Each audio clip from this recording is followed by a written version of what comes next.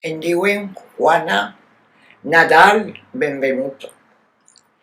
Vaig néixer el 9 d'octubre de 1920 en Marsella, en la rue Chateaubriand, en la calle Castillo Payán. Mon pare havia anat a França en l'any 18, durant la guerra, quan faltava mà d'obra en França. I ell, pues, era aventurero i tenia un cosí que estava el Sac, tu els coneixes, el almacén de taronges. Pues el cosí estava en Marsella, en el mercat, i ell, basta que tinguera un cosí allí, pues va anar. Va estar una temporada en el cosí, treballant a l'almacén i això, i després ja va anar ell pel lliure.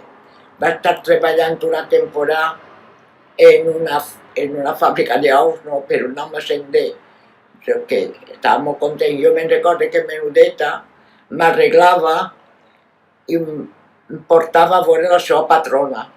La seva patrona, que era la dueña de los huevos, i anàvem a veure-la i estava de nit.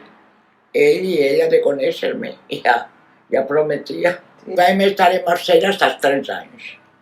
I als 3 anys mon pare ja va tenir ganes de tornar al poble. Ells es van casar l'any 19, ma mare treballava en el mercat i es van conèixer allí.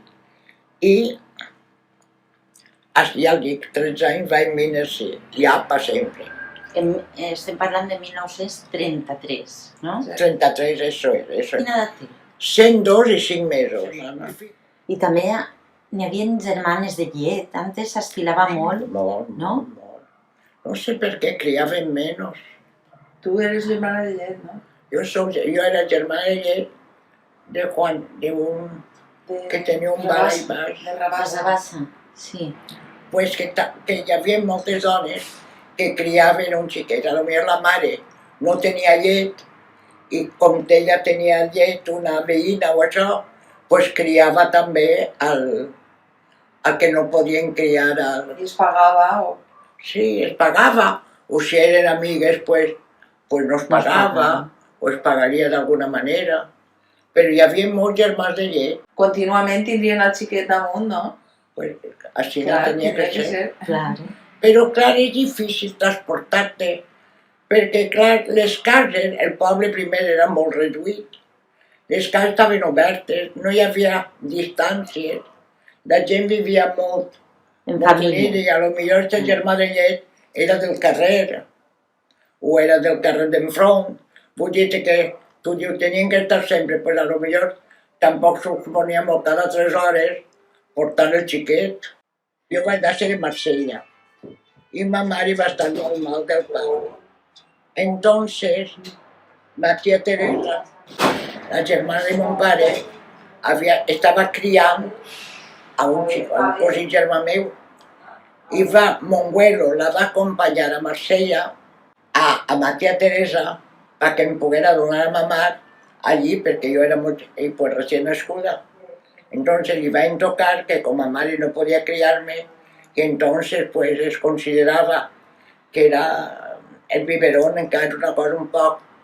I entonces ell va agarrar la filla que el meu cosí Paquito tenia la mateixa edat que jo, però ella era de mayo, jo va néixer en octubre.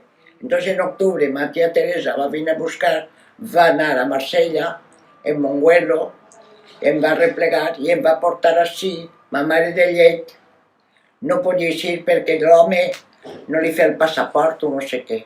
Per això va vindre ma tia a buscar-me. De l'any 22 o 24 o per ahí. Els pensionats i això. Sí. Antes les dones en Oliva tenien, les xiques joves, Sí. una caseta i ahí tenien peinetes i es llevaven el monyo i es feien en les peinetes un tipus d'ondes. Tot el món llevava el cap i es veia pel carrer sentats a la cadira posant-se les peinetes. Així entonces les vivien d'una manera. El València es feia molta gràcia anar al Bataclan perquè resulta que les dones ballaven nuetes i es feia gràcia anar a aquests espectacles. Hi havia una casa, un Bataclan, una casa de Sí. prostituta, Sí. en el Camí del Mar. Ah, sí? En el En el camí Camí del Mar, en esta casa que té el balcó, no sé si encara està, que tenia uns balcons de pedra, a mà dreta, passava la via.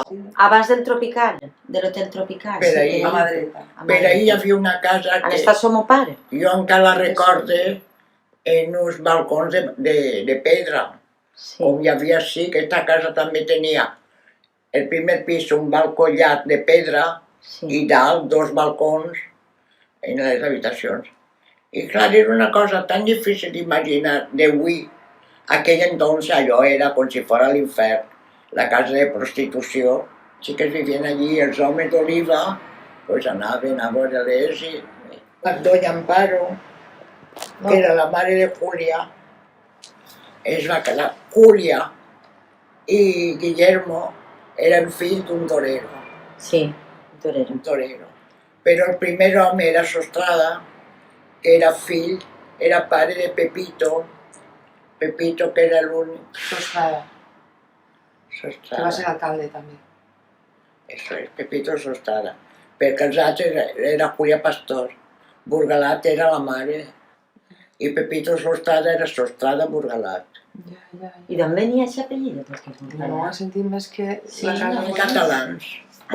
Clar, jo allí vaig tenir una ensenyança pues, gradual escolar. Entonces, en Oliva, pues les xiques, les riques, anaven al col·legi a bordar Sí. i les altres pues, a treballar. Vull dir que no és com ara que completaries una ensenyança.